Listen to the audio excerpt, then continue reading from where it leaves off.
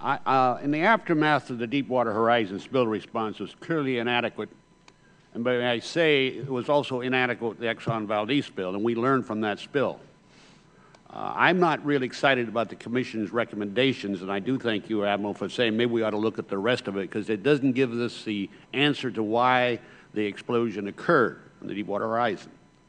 And I think that's what we ought to address, what human factors were involved, and was there a mechanical, was there a criminal action? And until we find that out, I don't believe we should rush into write any legislation. Actually, what we came after the Valdez, it was for harbors. We had no protection for harbors until we had Exxon Valdez, and we went and put in OPA, and it worked. But it wasn't good in the deep water area. Biomir says they're going to require response capability of 400% of worst-case scenario discharge. Yet they're asked how they're going to ensure it the plan can be actually meet that goal, and they say that's not our job. We're not boat people. And then the Coast Guard, all due respect, Admiral, you're no longer with them, says that's not our job. Our job is not to say how much oil gets picked up or how it gets picked up. Our job is to ensure that whatever our method is employed is safe. As you can see, there's a gap, regulatory gap, and as a result of the industry is left to police itself.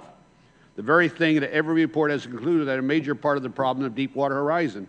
Some are proposing to have the American Bureau of Shipping to fill that gap. ABS already does work for both agencies, as you know, Admiral, and it has expertise in evaluating the specifications and maintenance of the equipment and plan.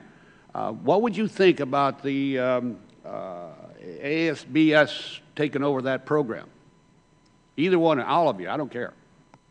Well, I'll take a stab at that. First of all, I think it's clear and unequivocal there needs to be third-party inspection of drilling systems.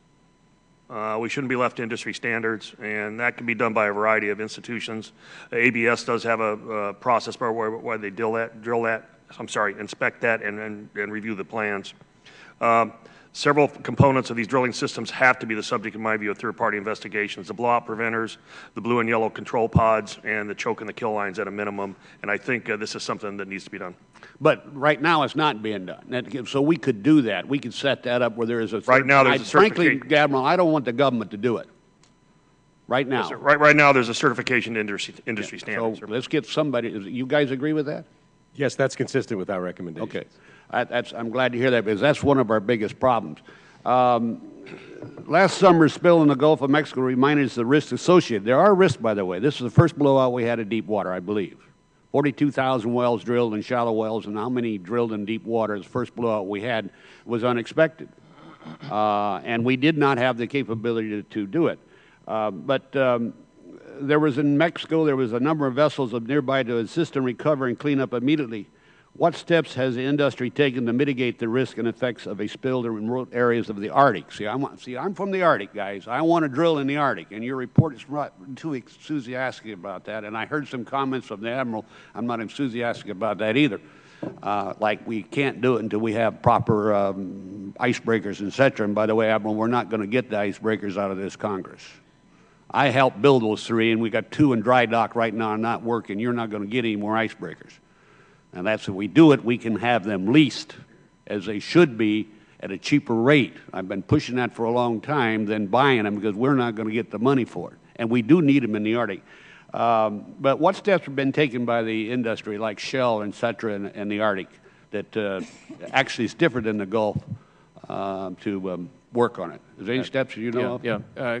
Congressman Young, we do address the Arctic in the report, and we do indicate in our report that drilling can be done in the Arctic. We are suggesting that there are certain steps that should obviously be taken before drilling commence. You've noted most of them, which is that industry should demonstrate it has the capacity to respond and contain to a blowout. There are clear differences in the Arctic from the Gulf. It's shallower water. It's much deeper in the Gulf. But we were concerned about the government's and the industry's ability to respond. If they can show that they have the capability of adequately overseeing and responding to a spill, then drilling should commence. But my problem is it is shallower. It's low pressure, is that correct? Yes. So the chance of blowouts are minimal. And because I don't believe we've ever had one in the Arctic anywhere. That may be over now. I have Iceland drilling now. I have China drilling now. I've got, I believe, Russia's drilling now. Greenland's drilling now. Everybody's drilling in the Arctic but us. And I want to suggest respectfully that, Mr. Chairman, that if we keep delaying this action, we're doing this country a disservice because they have done the job. As far as I can tell, and I've reviewed their reports, now, we don't have the icebreaker. We got the Healy, which is on its last legs. We need to figure out what can be done in the Arctic. It may be easier to clean up in the Arctic if there was a spill because it's a much colder climate. And I don't want to keep saying no, no, no, because it's not fail-safe. You said that, Mr. Garcia. Yes. Sir, yeah, go ahead. I agree. There are clear differences. But also, as you know, in the Arctic, there are challenges. The remoteness of certain areas, the ability to stage equipment and personnel, as well as the fact of weather factors, ice, darkness throughout much of the year. So all of that has to be factored in. But nothing in our report has suggested that we should not be drilling in the Arctic. We're only saying that the lessons that we learned from this incident should be incorporated into any decisions to move forward. I would also, if I could just add one other thing, the report, and I just commend it to the record and to your reading, but the report does address the root causes and the immediate causes of the blowout, and our chief counsel is also coming out with a report next week that will be highly detailed, going through each of the factors that caused the blowout of the Macondo well. Well, that may be, but I know I've checked the background of every one of the commission and their support in the past, and I want you to know that, and I'm somewhat critical. We had two people before the Natural Resources Committee, and I did chew on them a little bit. I haven't chewed on you. I might. And I appreciate that. I might. I just think there is a pre-thinking process for offshore drilling. And, gentlemen, we have a problem in this country. As you mentioned, we're not going to get off of this kick for oil. There's no way for a long, long period of time.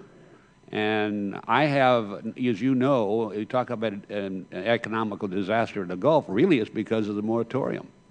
That's been the biggest hardship, other than the oil, the lack of work. It's been lost. We're buying that oil from Venezuela, and now all the ships that I know of are going down to, I'll be right with you, down to Brazil. And we as a nation have to do where the oil is. We have to do it and do it correctly. Thank you, Mr. Chairman. I appreciate it. Thank you, Mr. Young. Mr. Larson. Thank you, Mr. Chairman. Just like to